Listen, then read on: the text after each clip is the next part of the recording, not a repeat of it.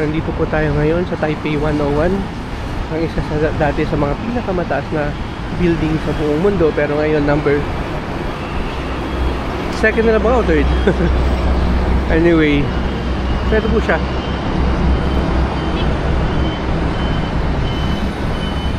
So napadaan lang po tayo dito bago yung flight natin.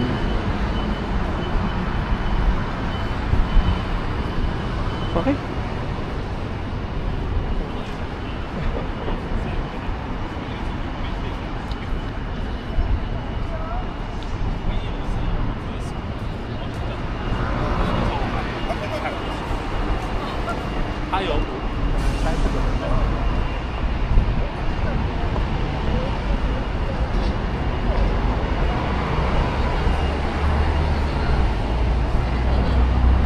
Tara. Ay, dito daw yung mga bilihan ng mga mga hiking apparels. No, sa MRT. Sa baba daw ng MRT. Ay, dito. Oo, high-end daw to.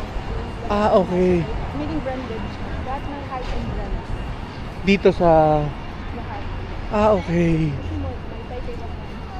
Hindi lang siya sure kung merong Australia dito. Pero sabi niya lahat